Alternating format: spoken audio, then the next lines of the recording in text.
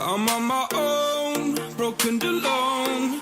I feel the rain crashing down. If you are new here, hi and welcome. My name's Elle, and I create a lot of content about like fitness, recipes, and a lot of weight loss stuff. I just wanted to quickly pop in here and give a quick trigger warning for this video. I'm going to be speaking a lot about healthy weight loss and calories. So if that's something you do think you're going to find hard to watch or will trigger you, please just click off this video. It's really not worth it. Please just click off this video. I never want anyone to feel uncomfortable watching any of my videos. So yeah, quick little disclaimer. If you didn't see the title of this video, that is what it's going to be about. So if you didn't already know, this time last year, I actually lost 26 kilograms. It took me just over a year from when I started taking it properly seriously. So I thought I'd make a video today of all the things that I wish I could go back and tell my former self about weight loss, and all of my top tips and everything that I think you need to know to have a successful weight loss journey. To start with, trust me, I know weight loss can be so confusing. There's so many different people online saying completely different things about what the best way to lose weight is, and it's just a bit like, who the hell do I believe? And I think it makes it actually really difficult to know where to actually start. So I just wanted to sit down with all of you and completely just take it back to basics, strip it all down,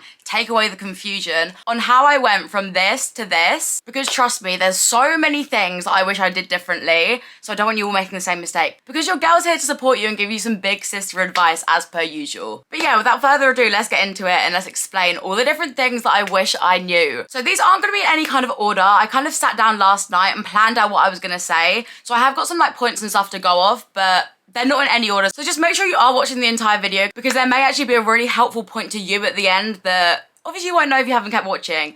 And also, whilst you're here, go and press the subscribe button. Your girl's still growing, we're still new to this whole YouTube thing, so any support would be so appreciated. Because sitting down and like talking one-on-one with a camera at the minute is like my favourite thing. Like, this actually might be my new vibe, I'm not gonna lie. So, point number one. This one is so important and I can't stress it enough. What works for somebody else may not work for you. So when you see people online talking about how a certain diet worked really well for them, for example, Slimming World, keto, any of that, it can be very tempting to be like, wow, that's the answer to weight loss, so I'm gonna do that. And then when you get into it and start doing it, you're like, wait, this really does not suit me, this isn't for me, and that is completely okay. Just because one thing you've tried doesn't work doesn't mean that something else you're gonna try is also not gonna work. It's honestly one of those things that's just completely trial and error, and eventually you'll find something that works for you and your lifestyle. I know I've tried every single diet under the sun, and the main one that I did try was actually Slimming World. I'm not even gonna get started talking about Slimming World because I've got so many opinions on it that it would be a whole video in itself. But when I went traveling, one of the girls there had lost a lot of weight and she literally sung Slimming World's praises saying, this is the best thing you will ever do. And as soon as I got home, the first thing I did was sign up Slimming World. And after about a month or so, I was like,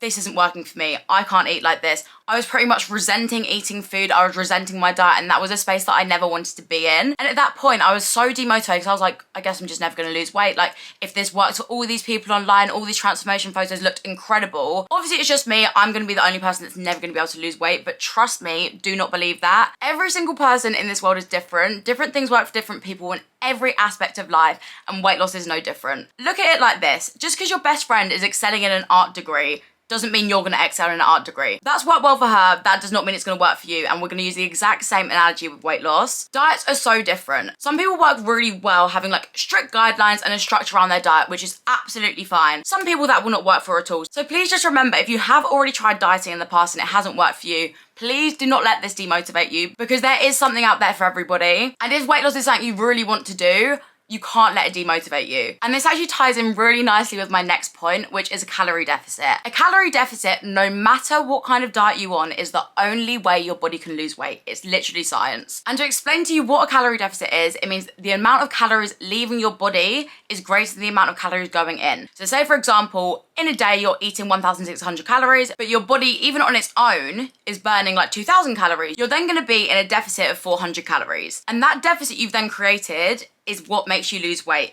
That is as simple as it is. No matter if you're doing a keto diet, a Slimming World diet, a fasting diet, the only way they will work is if it puts your body in a calorie deficit. There's so many different ways of working out a calorie deficit, but there's so many good trackers online. My favorite online tool to work out your calorie deficit is the James Smith Academy one. I'll leave the link down below. You literally just input all of your data and it will give you a calorie deficit that is specific to you. And I'm just gonna put a little PSA in here. The person next to you will have a completely different calorie goal per day than you will for their body to be in a calorie deficit. It's dependent on so many things like your height, your weight, your age, the amount of activity level you have. It's different for everybody. So say for example, if I sat here and said, My calorie deficit is 1,800 calories. That may not work for you, which is why I never put online how many calories I'm eating, what I'm doing, because it doesn't help anybody. You need to work it out for yourself using that calculator. And I know this is one of my most asked questions too. That is the best way of working out how many calories you should be eating. And also, as you're losing weight, make sure you keep reworking it out, because as you lose weight, your calorie deficit is going to change, because obviously your weight's changed,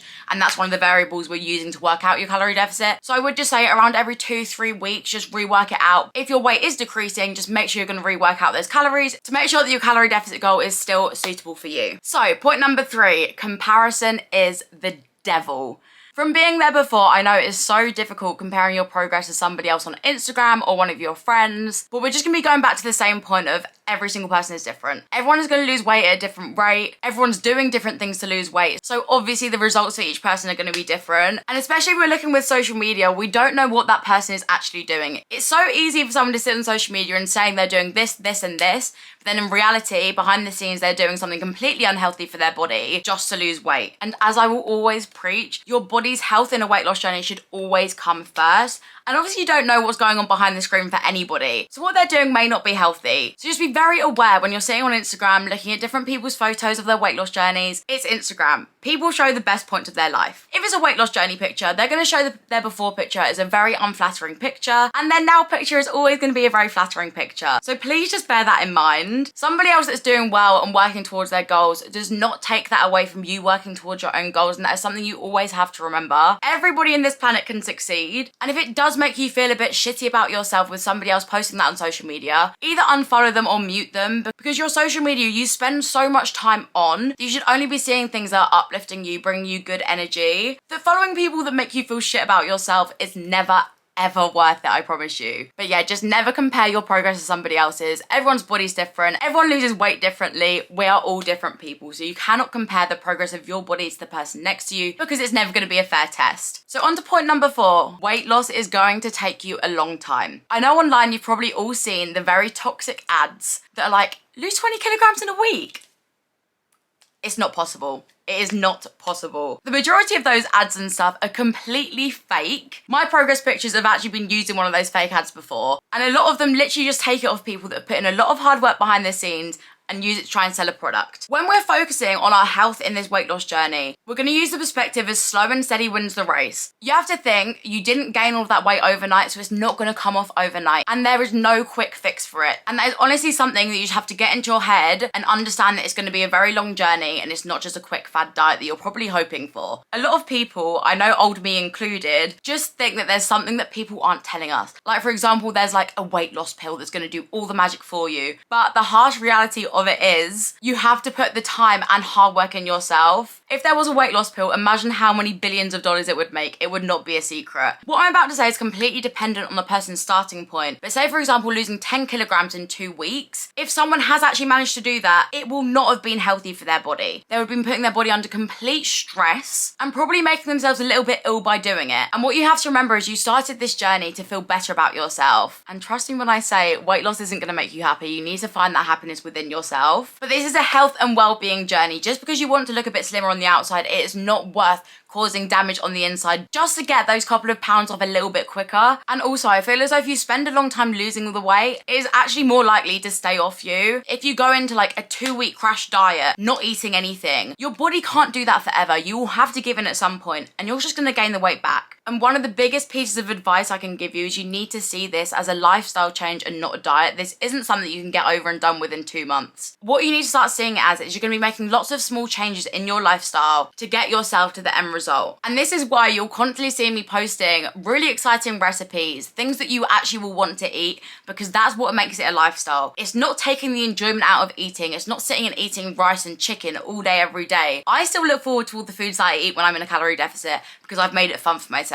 And it's honestly just trying to find a way that's going to make yourself enjoy it and not see it as like a punishment to yourself, because honestly that's not going to get you very far. It sounds so crazy, but you need to actually try and enjoy this journey because you're going to be doing it for a long time, so you may as well make it bearable for yourself. It's the same with exercise. If you don't enjoy going to the gym, don't go to the gym. When we're purely looking at losing weight, in terms of exercising, you can literally do whatever exercise you enjoy doing. It doesn't matter. If you don't enjoy lifting weights, don't do it. If you don't enjoy swimming, don't do it. Find something that works well for you, and it's something you're actually going to want to do and you're going to want to keep up, and you're not going to be seeing it as like, oh, I have to go to the gym now, I really don't want to go. Like, because again, it's a fitness journey. And going back to the point, this is going to take a long time. You don't want to be forcing yourself to do something you don't enjoy for a long period of time, because literally life is short. Why are you going to waste your time doing something you're not enjoying doing? And again, this is probably just going to be a trial and error thing, trialing out loads of different sports and different activities that are going to help you burn a couple of extra calories. And eventually you will find one that you enjoy doing and you do find to be your passion. I know when I first started my weight loss journey,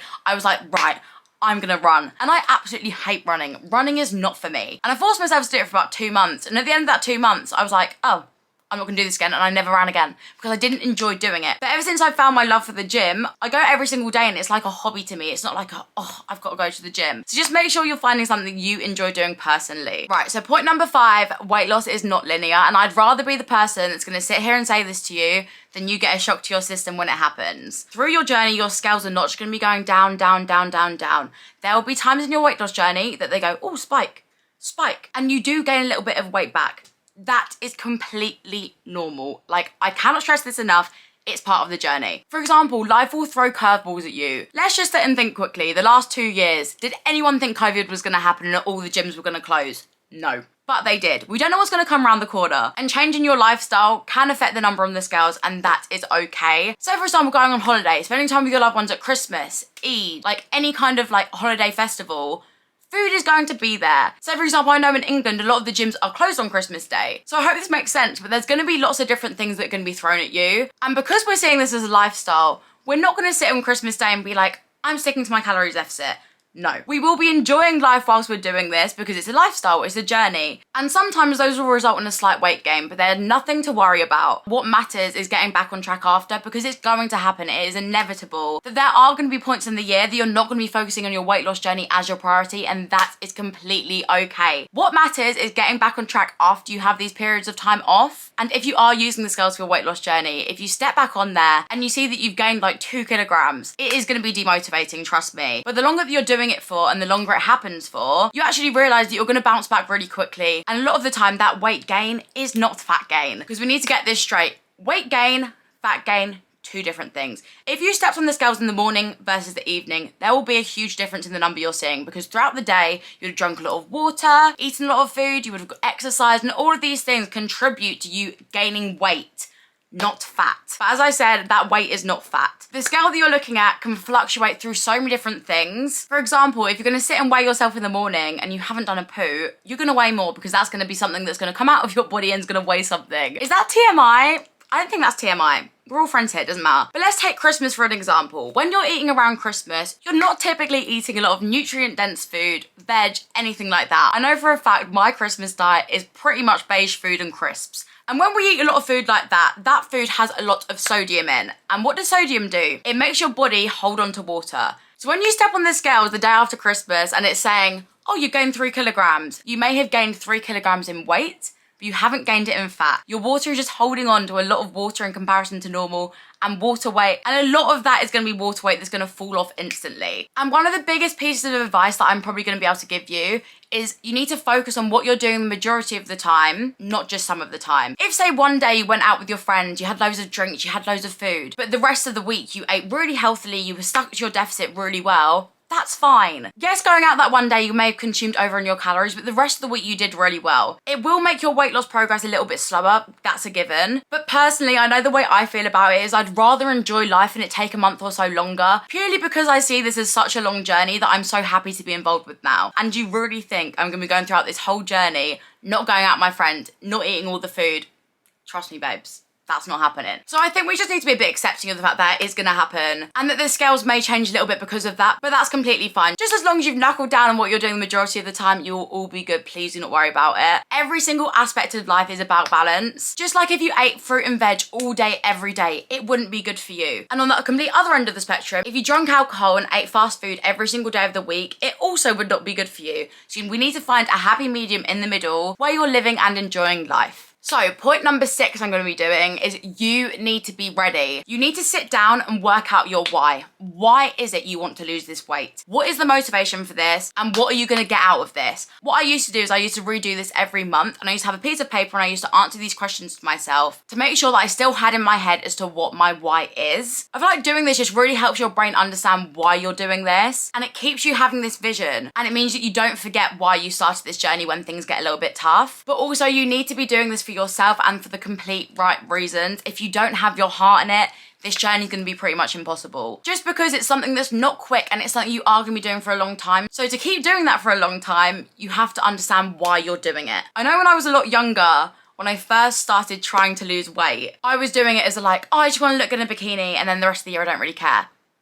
That's not going to cut it, sweetie. If you're sitting 2 weeks before your holiday and thinking, right, it's time to lose weight, you've left it a little bit late, I'm not gonna lie. And hopefully this video will help you like get your brain in that place. But you have to be doing it for you and for the complete right reasons. You really just need to be in the right headspace to lose weight, because it's all gonna have to come from you. Nobody can do it for you. And you have to want it enough to put the effort in and get yourself to the goal that you've set for yourself. I know even for example, recently, I'm in a calorie deficit at the moment, right? And I found that my heart is just not as in it as it used to be, because I'm not doing it because I'm unhappy with my body at all. I'm mainly doing it now because I've been in the surplus for quite a long time, and I kind of just want to see what muscle I've grown underneath. But because my heart is not in it as much as it was before, I found this journey a lot harder this time round, because I don't have that sense of why and that huge goal at the end that I'm so tunnel vision focused on getting, if that makes sense. I did used to be a lot stricter on myself, and these days I'm kind of just like, we'll just see where it goes, and like, if I lose weight, I lose weight kind of thing. But I know inside of me, if I want to get to that end goal of being this really lean physique enough, I will have to get my head into this more. And that is something I'm completely okay with. But if you are really focused on losing weight, you do just have to realize that it's all gonna have to come from you, and you have to be ready to put your heart and soul into it. So tip number 7, this is the one that I wish I could go back to 20-year-old Ella who had just started her fitness journey and just say this: weight loss is not about seeing how little calories you can consume in a day.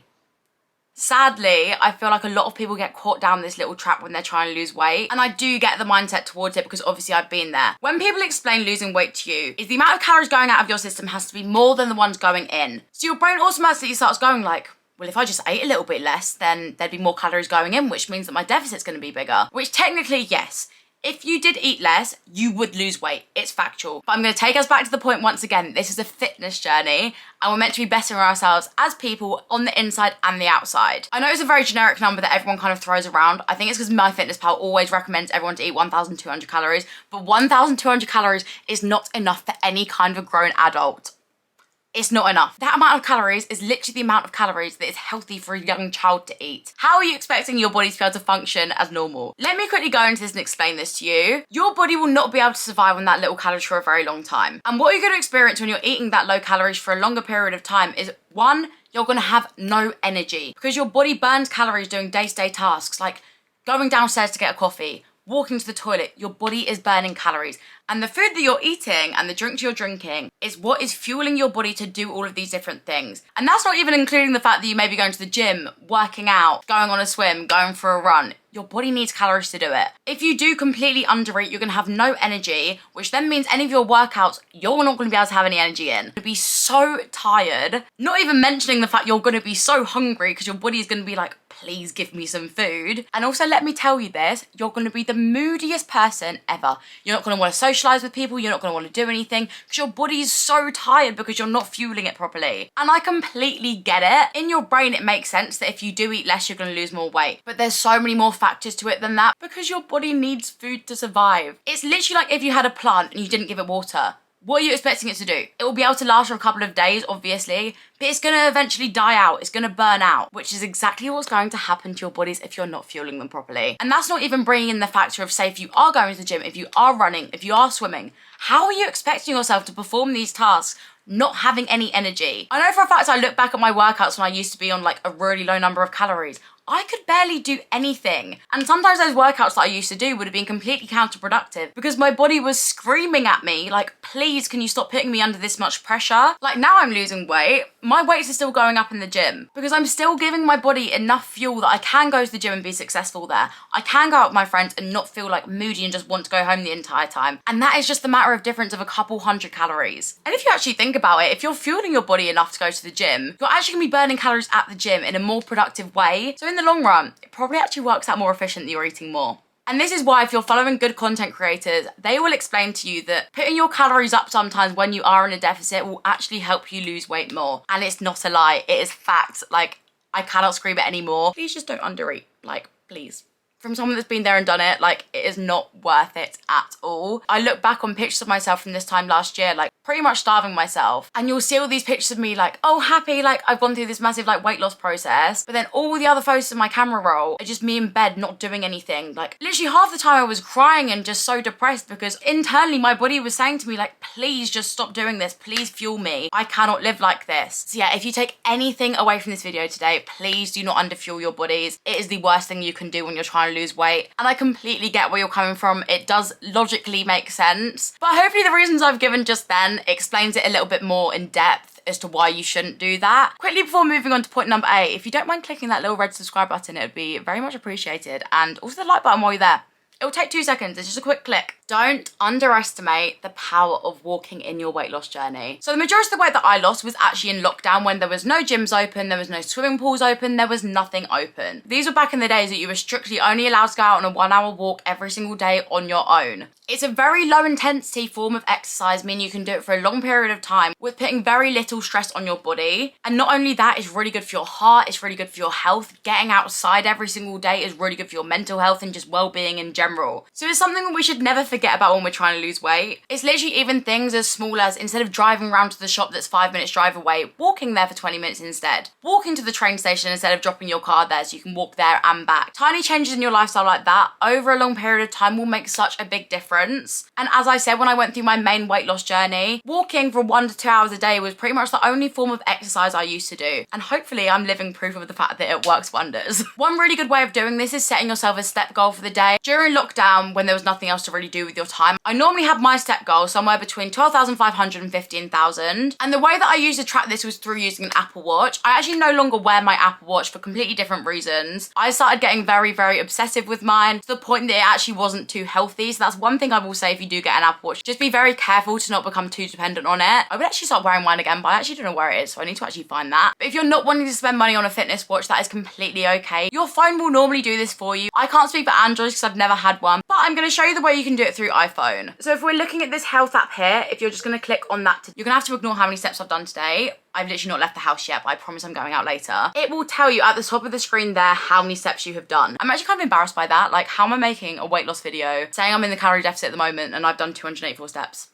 Don't be like me. Don't be like me. I really struggle getting in steps these days whilst I'm working from home. It can be very difficult, and sometimes I don't hit my step goals anymore and I go to the gym instead, which is absolutely fine. But if you do set your steps as a priority, it's just something else that's going to be helping you create that calorie deficit with your body without lowering your body's energy source too much. Point number 9, and maybe my absolute favorite point, which will probably be for evident reason, you can eat what you want. Do not believe anyone that says that you can't eat what you want when you're trying to lose weight. If you want that chocolate bar, you can eat that chocolate bar. But I'm going to explain this to you in a way that hopefully helps you understand. If your calorie goal for the day is 1,800 calories, you could eat 1,800 calories in chocolate and yes, you would lose weight. Would it be a smart thing to do? No, it would not, but you would still be able to lose weight. Having 1,800 calories in chocolate bars is not going to be good for your body. It's going to make you feel sluggish, it's not going to fill you up. And now we're going to compare that to 1,800 calories in veg. For 1,800 calories of veg, you are going to get such a huge volume and it's going to be so satiating to your body. You're going to feel full for the whole day, it's going to be nutritious, and it's going to make you feel good. Obviously, we still shouldn't be eating all of your calories in vegetables. That was just an example. But one of the main things I found in a calorie deficit is volume eating is your best friend. Trying to eat foods that are high in volume so you get a lot of the food for low amounts of calories.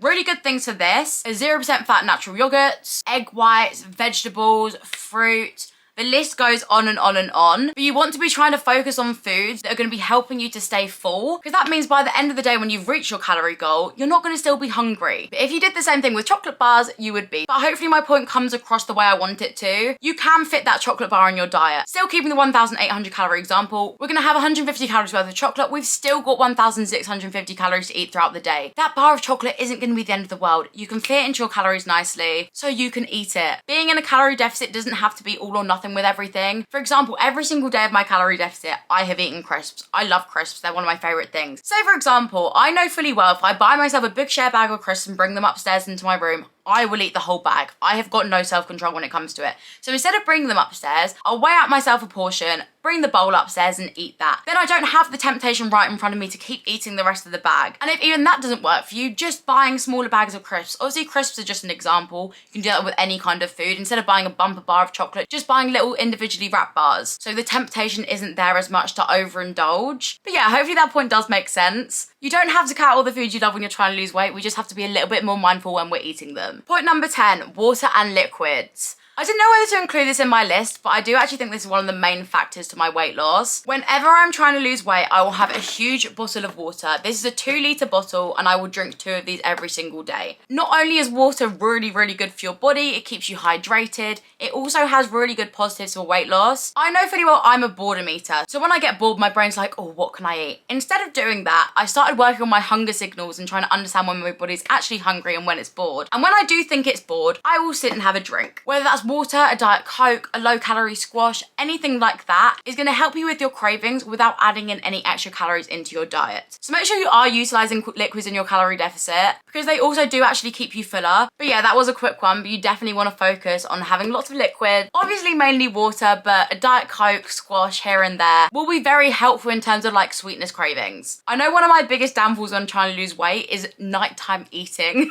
Just because when I wasn't in a calorie deficit, what I used to do is just sit in bed and eat like snacks before going to bed. And obviously I got so into that routine, but what I actually started doing is I realized I wasn't actually hungry at that time. I was doing that because I was bored and I craved the whole like eating thing. So instead of doing that when I'm sitting just chilling, I now will either have some chewing gum if I really am craving chewing, or I will get myself a glass of squash to get that little bit of sweetness. And since doing that for a long time, that's now my new routine. I don't really crave eating at that time because I'm so used to just drinking like squash. And as I have said previously in this video, it's just lots of small tweaks to your lifestyle. And something like that I think is the perfect example. And every day that probably saves me around like 500-600 calories because I used to eat quite a lot when I was just sitting in bed. But it was just out of habit, not because of hunger. And number 11, my lucky number, and this can be my last tip for this video, but this one is so important.